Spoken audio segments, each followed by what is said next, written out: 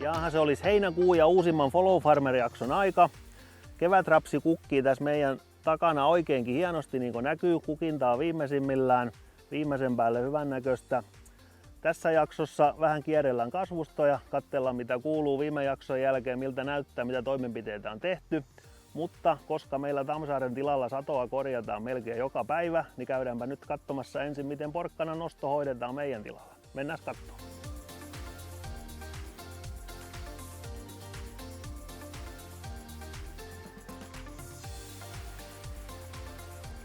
No niin, ja seuraavaksi päästään vähän seuraamaan porkkanan nostoa Tammsaaren tilan malliin.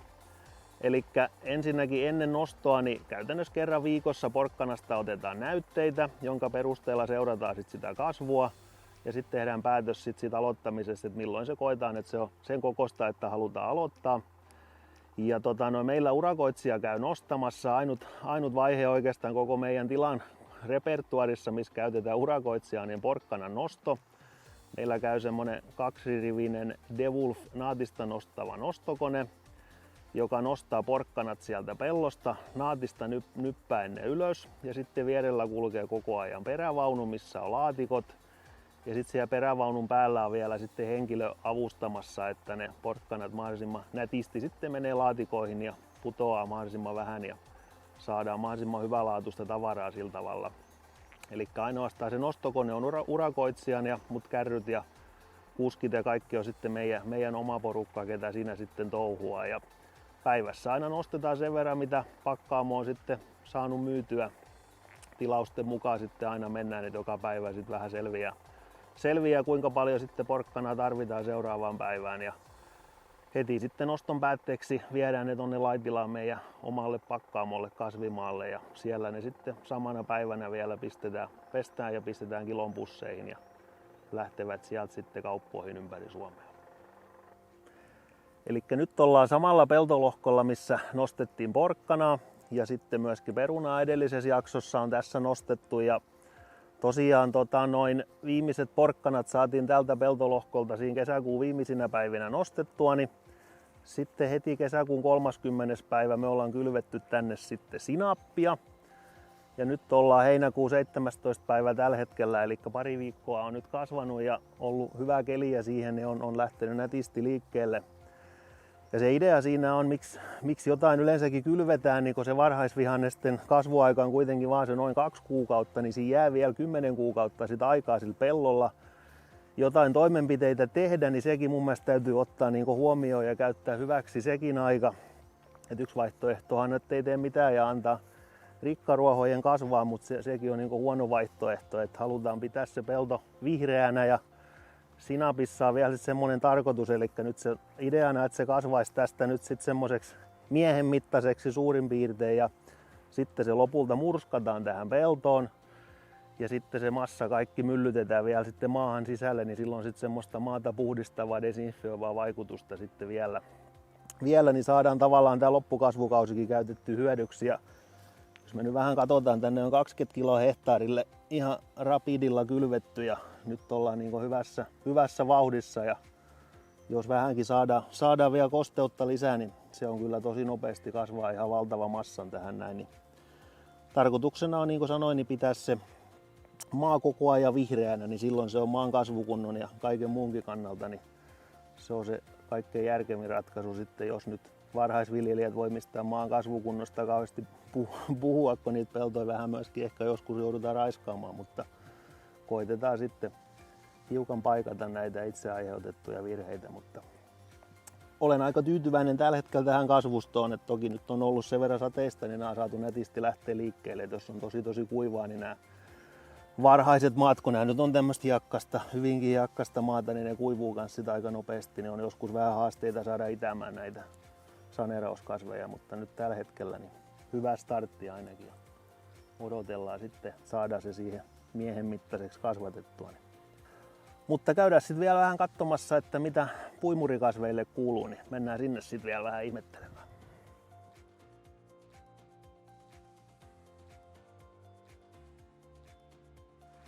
Eli nyt tultiin tähän samalle syysvehnälohkolle, missä oltiin viime jaksossakin Ellin kanssa vähän ihmettelemässä. Ja silloinhan vähän pohdittiin tautitorjuntaa ja todettiin, että ajetaan vielä tähkäsuojaukseen vähän revytreksiä. Ja näin myöskin sitten toimittiin Nellin ohjeiden mukaisesti. Ja mitä tässä nyt kattelee kasvustoa, niin on kyllä hyvän näköinen, että lehdet on nyt, pääväri on niin ehdottomasti vielä vihreä, jotain ihan pieniä taudinoireita on, mutta tautitorjunta on selvästi hyvin onnistunut.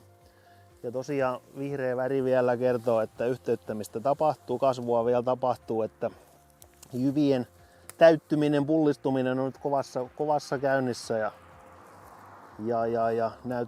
näyttää kyllä oikein hyvältä, että tässä ei nyt oikein muuta sitten toimenpiteitä enää ole, kun toivotaan, ettei ukkoskuuroja osu kohdalle ja kaada sitä lakoa ja sitten vaan puimuritallista ja puimaa. Toivottavasti huippusatoa tai sitten lakoviljaa, mutta se selvii sitten seuraavissa jaksoissa, että mitä tästä puidaan ja kuinka paljon. Mutta viljelijä on kyllä tyytyväinen tässä kohdassa ehdottomasti.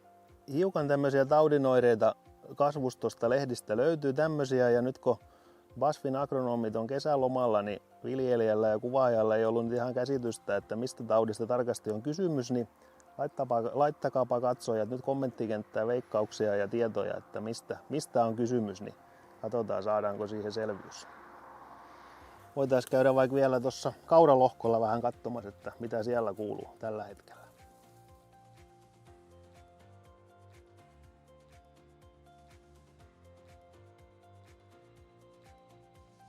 Eli nyt tultiin tähän samalle kauralohkolle, missä viime jaksossa Nellin kanssa vähän ihmeteltiin kauroja ja silloin oltiin hyvällä orasvaiheella. Ja tosiaan silloin rikkaruiskutuksen yhteydessä tähän on annettu pieni määrä kasvunsäädettä, Medaxmaxia ja sitten myöskin tautiainetta.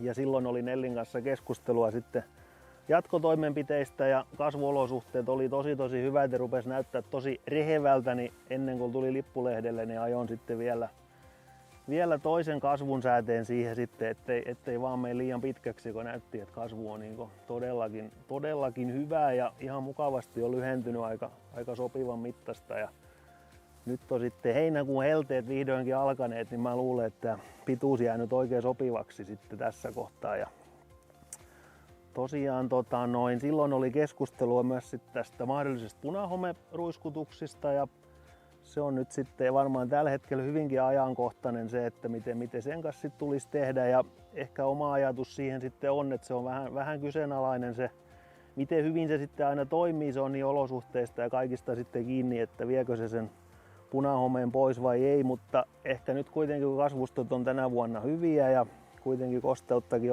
on enemmän kuin riittävästi ollut tarjolla, vaikka nyt onkin helteistä keliä, niin kyllä mä ajattelen, että se on hyvä vakuutus sitten se punahomeruiskutuskin tehdä, ja kyllä mä olen itsekin sen ajatellut ihan tässä lähipäivinä sitten tehdä sen pois, että esimerkiksi noin litra Juventusta on yksi ihan hyvä vaihtoehto siihen sitten BASFin puolelta. Asiantuntijat neuvoo, että kukinnan alkuvaiheessa kuuluu se sitten ajaa, mutta se, että koska se kukkii, niin se on sitten toinen asia. Mutta katsotaan, löydetäänkö me täältä sitten agrologin koulutuksella merkkejä kauran kukinnasta. Ja ilmeisesti kukinta on sitten alkamaisillaan, että kyllä se täältä periaatteessa pystytään tulkitsemaan se kukinnan aloitus, mutta käytännössä sitten kun se alkaa olla täydellä röyhyllä, niin sitten siinä paikkeilla ruvetaan tutkimaan sitä kukintoa ja kukinnan alkuun sitten ajetaan.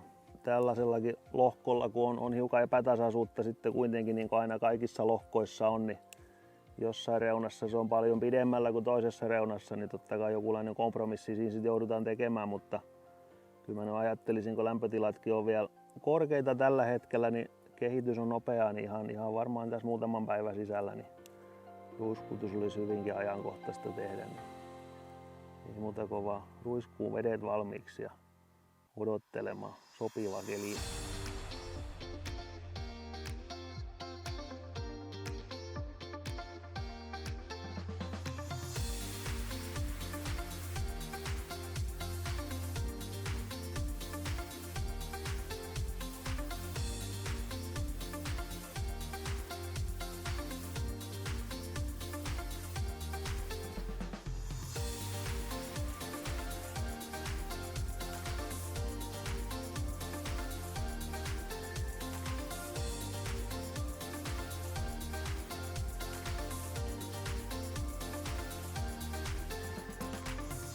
Joo, ja näin jakson päätteeksi tultiin vähän vielä tähän Laitilaan sipulin karhotusta koittamaan, mutta tämän vuoden vitsaukset eli ukkoskuurot on tännekin iskenyt pari päivää aikaa. Tuli semmonen 45 milliä vettä tähän ja sen verran todettiin, että kyllä se nyt märkä oli, et ei päästy tässä jaksossa nyt sen enempää karhotusta näkemään, mutta eikö se tästä sitten seuraavaan jakson mennessä sen verran kuivu, niin päästään sitten sipulin karhotukseen ja sadonkorjuuseenkin kunnolla. Niin ei siinä muuta kuin Follow Farmerit seurantaa, jos ei ole, ja me odotellaan hetki kelin kuivumista ja koitetaan uudestaan. Morjes!